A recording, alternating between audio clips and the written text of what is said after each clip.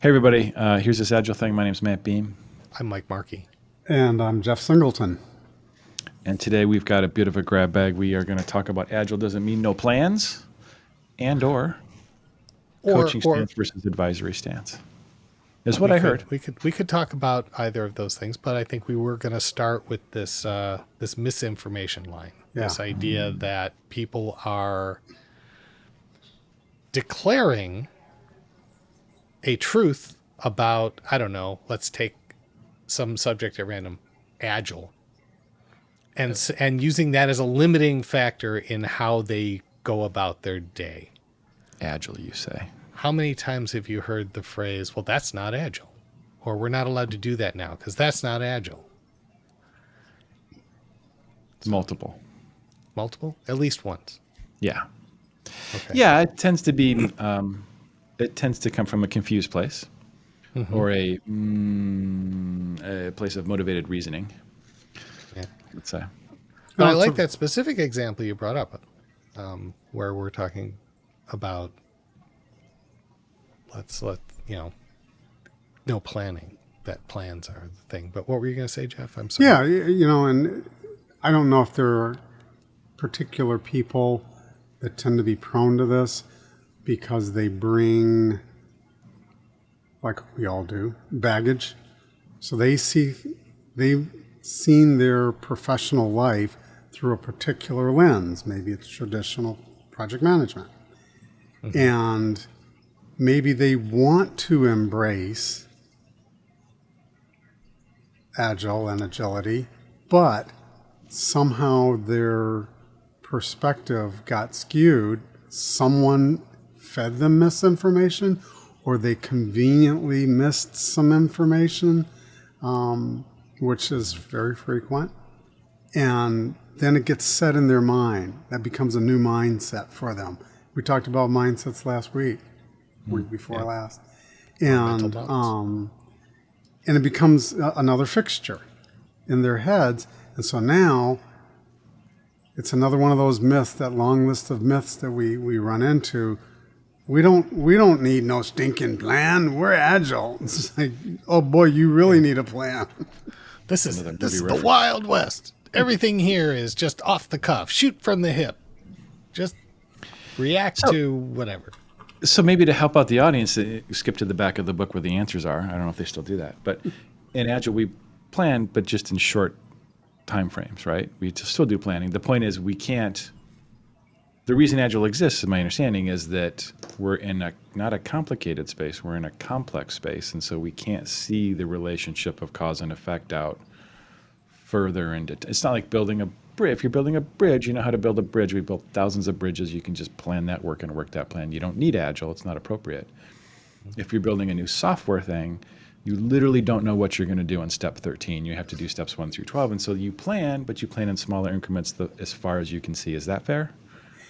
Somewhat. Although a lot of times I hear people use that analogy of building a bridge. And the reality is, I think if you're building a bridge on old technology or technology that has been around for a long time, why you would want to do that, I'm not sure, instead of being innovative, but whatever.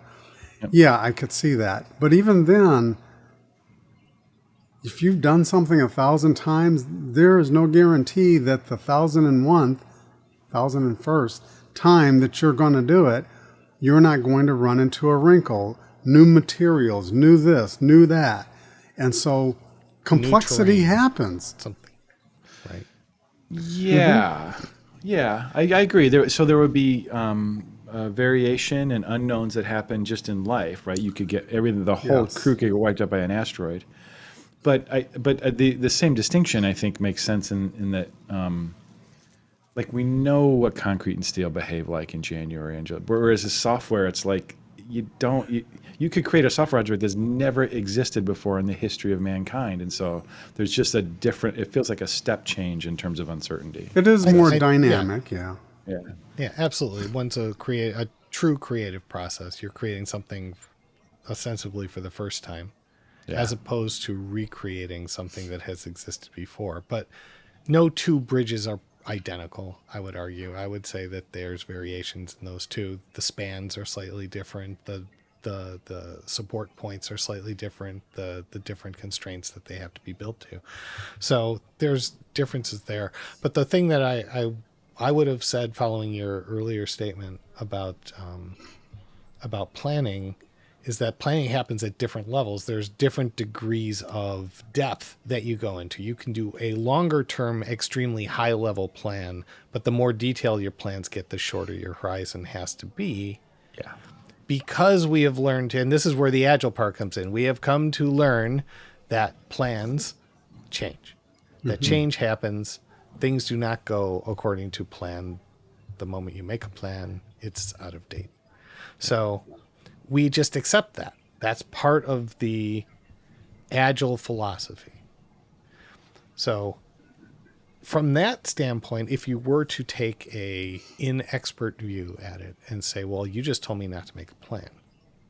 Like the manifesto comes right out and says, we prefer individuals and interactions over following a plan. So we've made this more difficult for ourselves to begin with, right? We've made a blanket statement, which we added a caveat.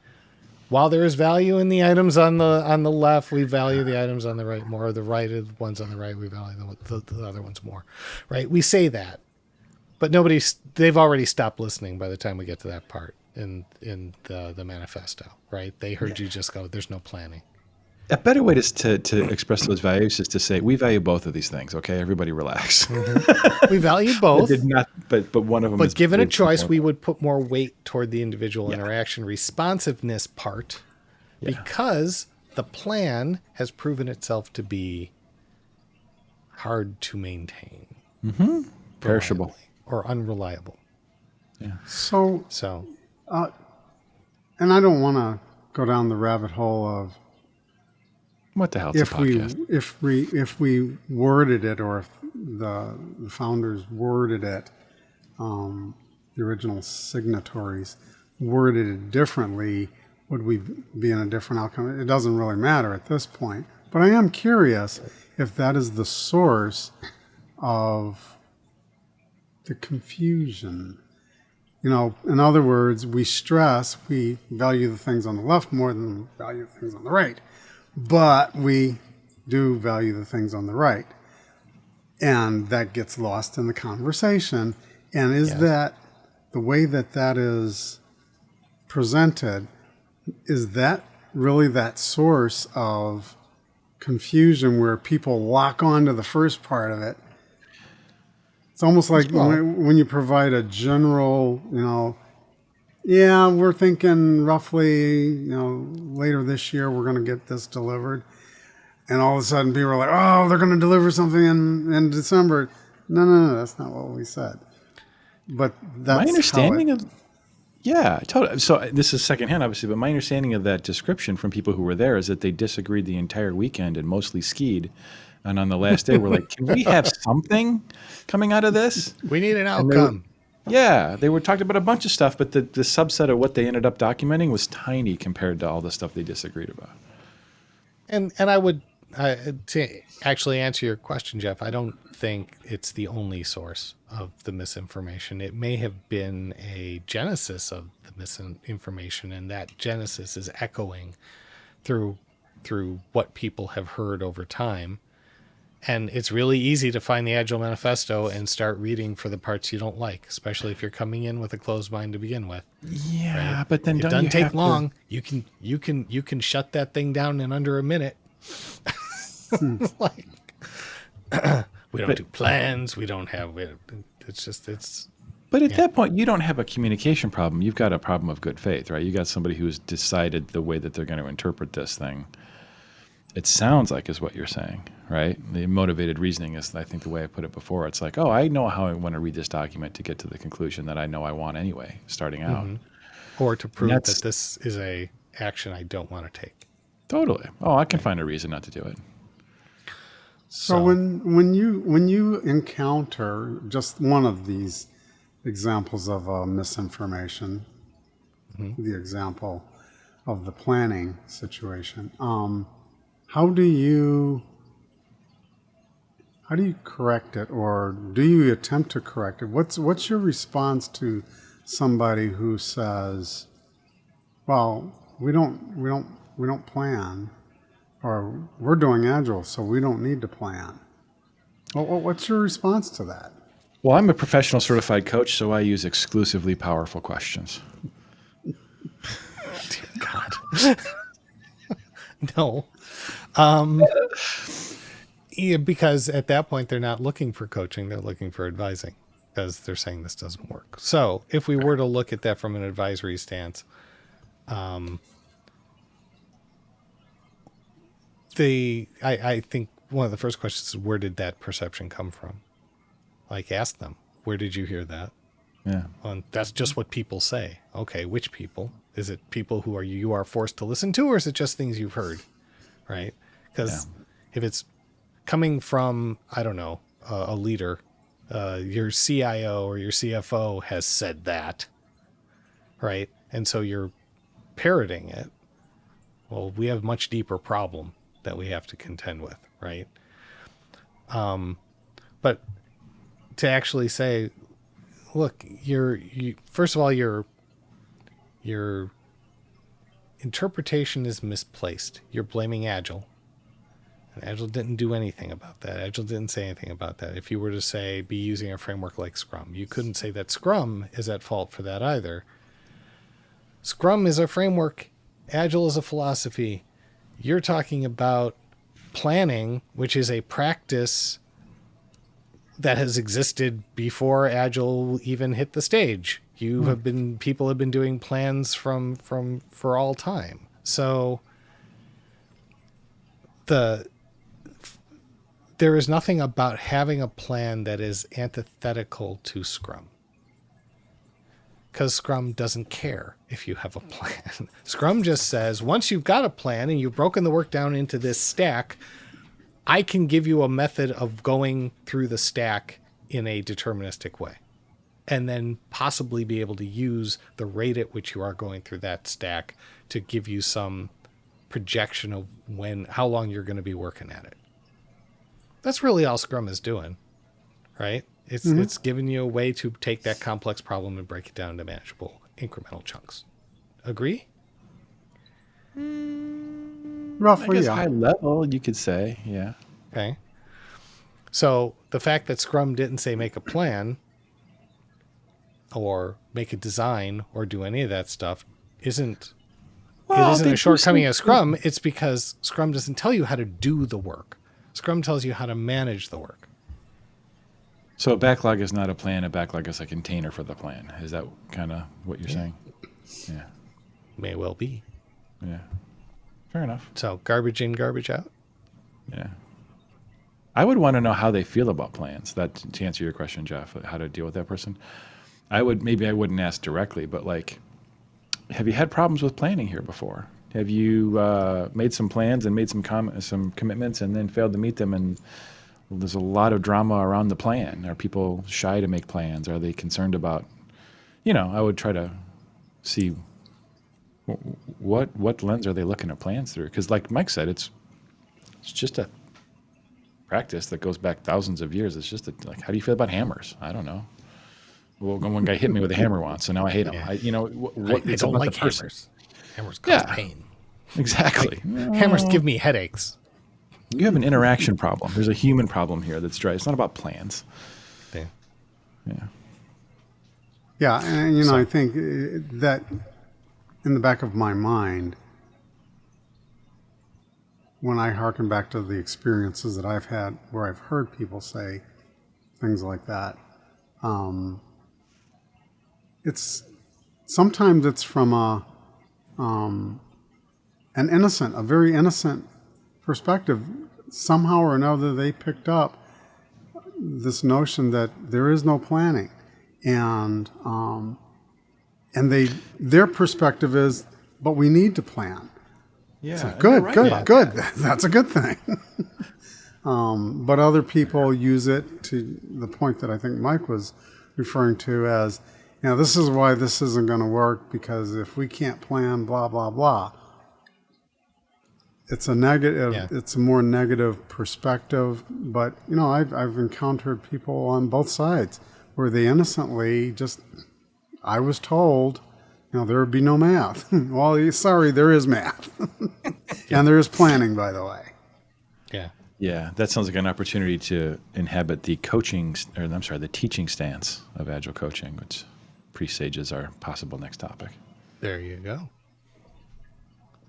So, yeah, I mean, we encounter these victims of misinformation all the time, and victim may be too strong a word, but they've basically have. So what else? I mean, have you seen any other examples besides the planning? Well, for teams that have, or organizations that have adopted Scrum as an approach, as a discipline, we must do 2-week sprints. Really? Why? Because that's what Agile says. We have to do 2-week sprints. So we can't possibly do Scrum because we can't deliver anything in 2 weeks. Right. Okay. And so that becomes that becomes a pillar, a false Define pillar. deliver. So we can't What do you mean by deliver. deliver? Yeah. We can't deliver in 2 weeks, and so we can't fit this in. So, or we must figure out how to fit this into a 2-week sprint. Yeah. Are we just doing general misinformation now and not about planning necessarily? Yes. Yeah. My favorite one is, hey, let's start doing these processes and value will fall out somehow. Everybody stand up for 15 minutes. Everybody come to this planning thing and make sure you got something that has user story in the title. Hey, let's retro. Communication was really great this sprint. Moving on. No action items. Right. And you know what? We've already done that retro, so why do we need to do that again? Because that's actually a decent question. Like if that's how you retro, then if nothing changes, then you can probably save the we calories. could save a lot of time by not having that meeting. Yeah. And what Yeah, did totally. you learn from that retro? That we don't like retros. Or we really don't have anything really demo worthy, so let's not bother doing that either. Yeah. Yeah. So I mean, there's tons of, but those are more reactions. Those are more excuses, as opposed to a misinformation thing in which it's like, why would you have to do? Oh, actually, a variation of the misinformation for a sprint review is that the audience of the sprint review is person X, and since I already talked to person X, we don't need to do the review because person X has already been informed. Person X being maybe a product owner, a stakeholder, something or other. It's like that the concept, and they will always be referring to it as the demo. Like that, there's not more to it than the demo part. I feel conflicted because the best team I ever worked on called it a demo. Well, But it was for the whole team and do stakeholders, and they got feedback in there, and that ended up Exactly. in the backlog the next day when we did sprint planning. But we called them iterations, so I guess it doesn't count. It's not the word demo that's the problem. It's the limitation that it is strictly a demo. That's the problem. Yeah. Like if Right. your best team came up and said, "This is a demo, please, no questions." This is a one-way flow of information. Avert your eyes. We will now show you exactly what we've accomplished, and then we will send you on your merry way so that we can have our 5-minute retrospective about how well that went. Yeah. Theater. So, Pure theater. yeah. I got to admit, though, I don't know that I've ever encountered a team that overtly didn't want feedback. I think it's baked in, though, when they call it a demo, and stakeholders presuming that they're present, have almost been trained to just watch. You know, this is a monologue. But I think once that line of communication gets opened up, if they actually ask, and sometimes you have to tell stakeholders, hey, you know, the expectation is that you don't just sit there as a bump on the log. You're supposed to provide some feedback. Then the team will actually get some benefit out of it, but they don't always necessarily know, oh, this is a two-way conversation. Yeah, that's the way that works. I especially have had at the team do that. I've had a team who came up and said, could we ask people not to ask questions during the sprint Really? review? Yeah. Like, why? Well, because we can't control how long the meeting is then.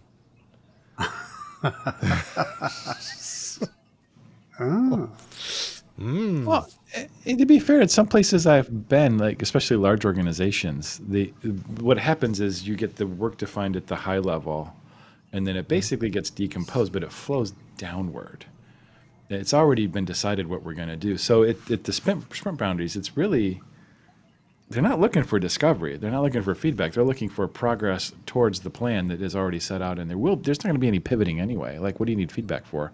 You already know what the sprints are planned out until Christmas break. So And you can have see how they- people would get into that. And It's like, have they it can just met be an those approval. expectations? Have they gone according to plan?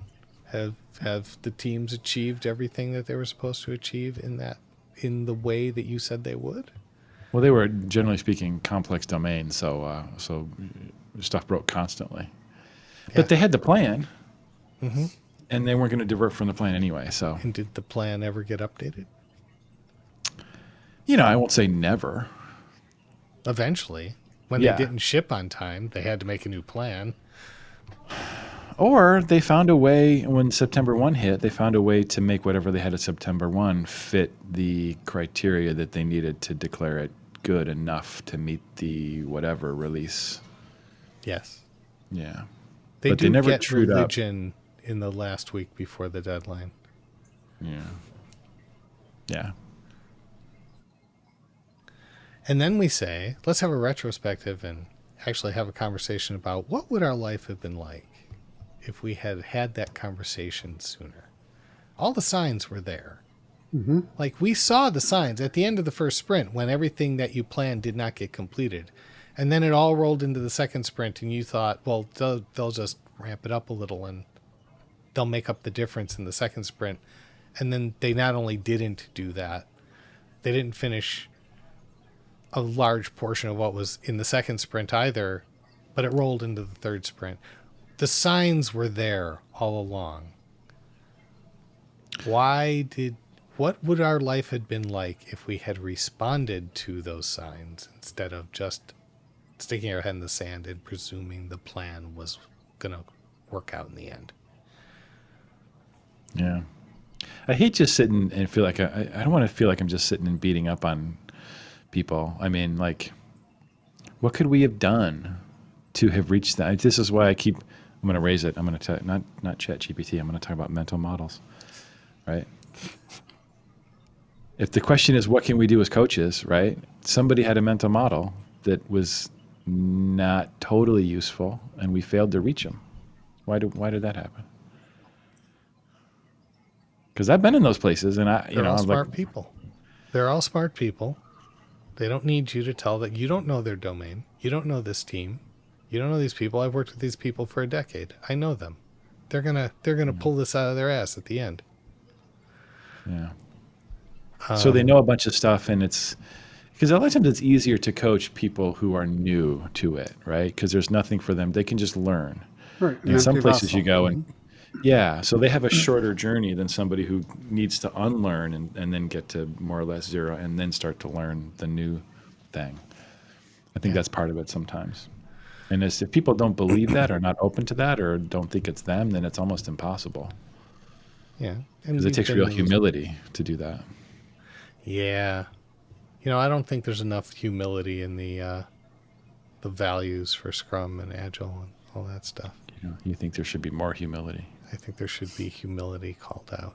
I think there needs to be Actually, some humility. I can't tell if you're kidding or not, but that's a great idea. It's not one of them in No, it's either not. Agile or Scrum. No. Just Yeah. acknowledgement, you may be wrong. You may not know everything that you don't know. And that's not covered by transparency or courage or commitment or focus or the fifth one. Respect. It's I can't remember. oh, you're doing so good.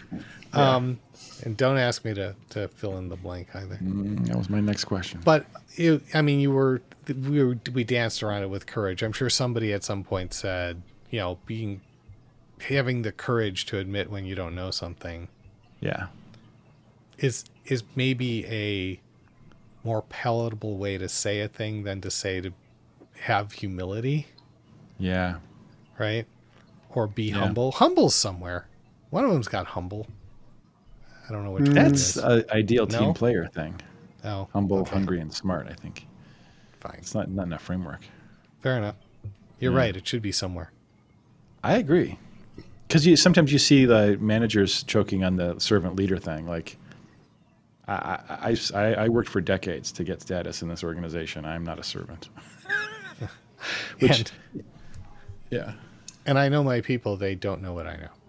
So, 'cause And they're I taught probably, them they everything could be know. right about that. Who knows? But it's also like not the point that we're making, right? You have to. Yeah. Yeah. So, what Yeah. other points of misinformation, misconceptions, myths have we encountered that we have to re-educate?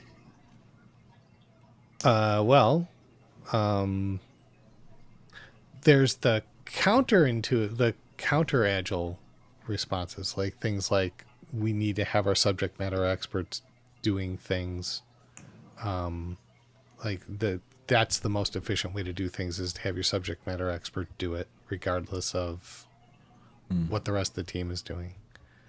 To say that there are vestiges of we assign work because we know people's strengths better than they know their strengths, and we can guarantee success by doing that, the same as we've always succeeded by doing that. So we get variations of that theme a lot. The Agile Coaches Circle happened earlier today.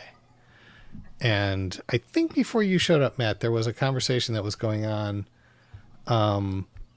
around the concept of co-location versus distributed hear that. teams. Okay. And so one of the things that was being offered was by one of the coaches that this idea of globally distributed teams gives you the capability of creating much more effective teams than trying to leverage co-location. Co-located, he said the R word. I'm not guessing what that might be. Resources. He said resources. Oh, so that's co-located gross. resources. Yeah. But point being, right, that you would have this. His contention was he could go through the global community of employees in this organization and handpick the subject matter experts, the best of the best, and put them on a team together, and that team would outperform. And so why would you not do that? After they get over the artificial jet lag, you're talking about people all over the globe who Yeah. are sleeping Yeah. at different times? Yeah. Yeah. Okay. Because they're the best. So I disputed his point, and I disputed it thusly. I said, okay, so let's say that even if you got the best of the best on this team together and their egos did not get in the way and they found out a way to work together and they somehow managed to perform in a way that was in alignment with your expectations. Mm-hmm. What happens to the second team? The second team that you The now B team. form, the B team, the ones who's formed of the second best person from all of those places. And then the third team is the third best. And the fourth team is the fourth losers. And then you're working your way down. And finally, you're going to get to the point where it's the final team composed of nothing but idiots. Well, so Now- first of all, when you're talking to all those teams, you refer to them all as the A team when you're with them. Yeah, of course. Yes, you're all the A team.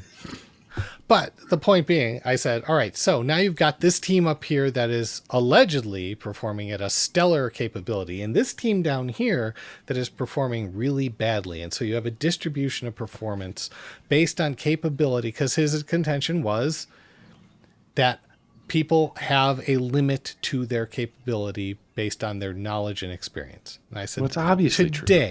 Today, but they have the capability to learn. They have the ability to grow, and that as these teams live together, they will change and their performance will change.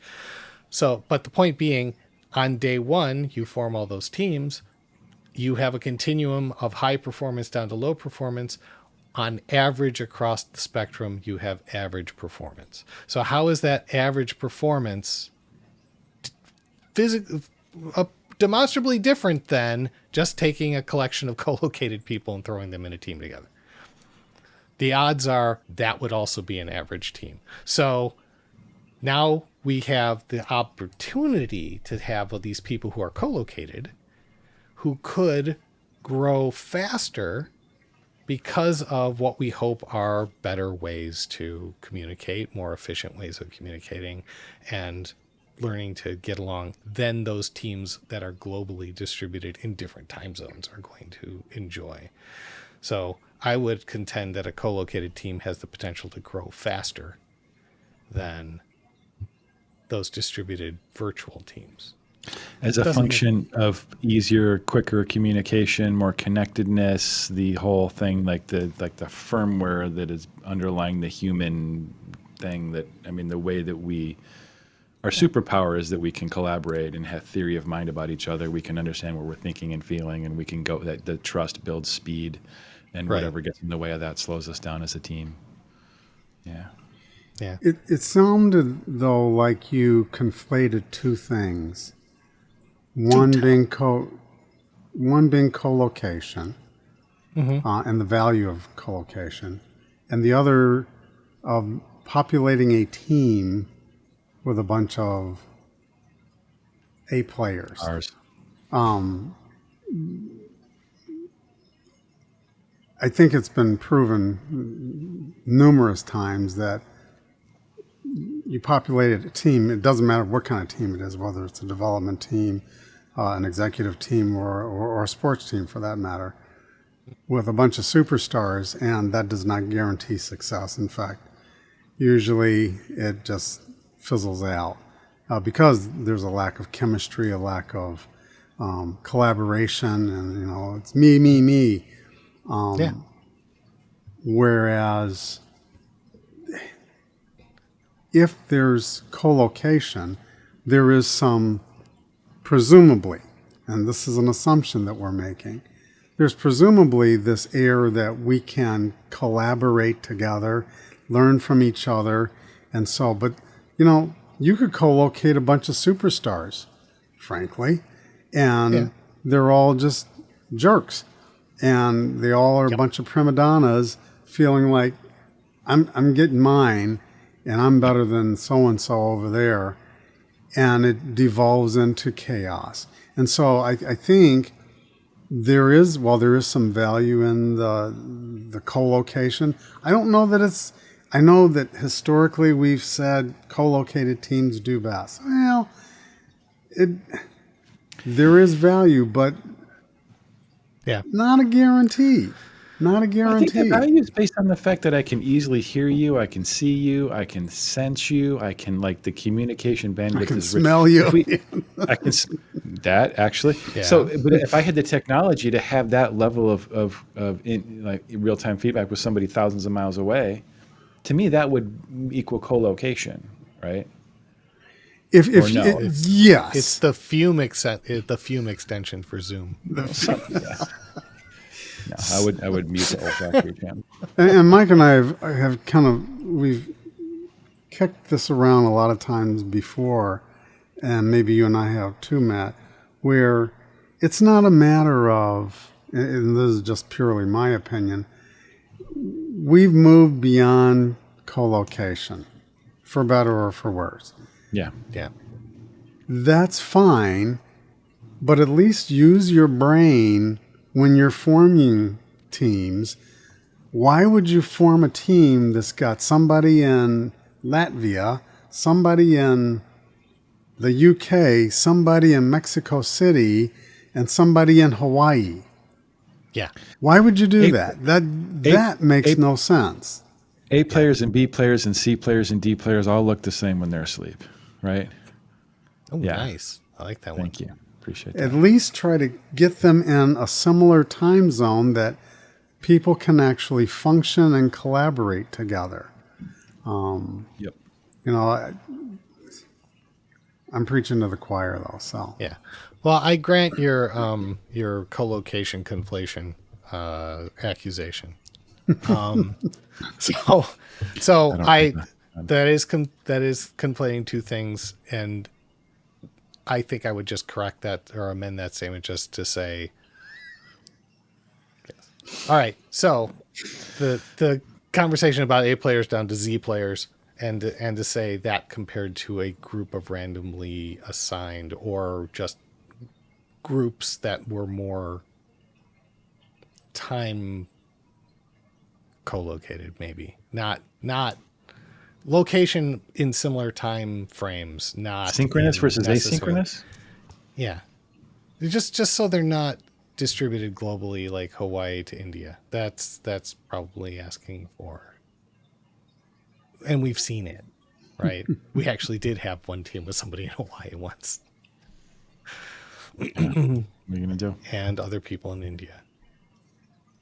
Yeah, I can't remember what it was. This guy named Russ Akoff, who's a famous, maybe not famous, maybe internet famous professor. He gives this talk on integration. I can't remember what the name of the talk was. He talks about holistic systems thinking types of thing. And he says the important thing is not so much having the right parts. It's really, if you're talking about the performance of a system, it's how the individual parts connect and relate to each other, right? And he has this example of taking, have a bunch of cars, right? And you have a BMW, it just takes some number, Ferrari, BMW, Lamborghini. I don't know. I'm not a car guy, but it's like take the engine out of what's the best engine? Take the best engine out of a Lamborghini, and what's the best transmission? Take that out of a BMW. And the best braking system comes out of it. Take the best things and then mash them together, and you don't have a car.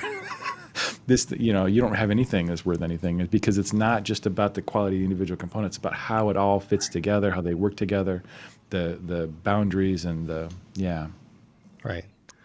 And the question is, would you get better use out of your subject matter experts by having them mentor and train the others to come up in capability and level than to keep leaning on those experts to stay experts? Yeah, collaboration is the underappreciated. It's a factor in this whole thing. It's we can do pretty much anything as human beings, right? If we have an alignment on what's the problem and like how are we going to do it. There's so many examples of like 10x programmers, quote unquote, who get fired and then the team speeds up. Because nobody liked I mean, you can be a Your really red zone sweet developers. Yeah, exactly. If you want to go far, you have to go together, right? Anyway. Yep. Well, we have reached some number of minutes that shall not be named into this podcast. And that number of minutes has arrived at a silent point. And those two elements together form a signal that we tend to respond to. Like dogs hearing a bell. I am hungry. Thank you. You say dogs. Well, has this been this Agile thing? If it has, then I've been Mike Markey. Yeah. And I was Jeff Singleton. Yeah, I'm still Matt Beam. And I will be next time when you come back. See you then. Ciao Bye, for everybody. now.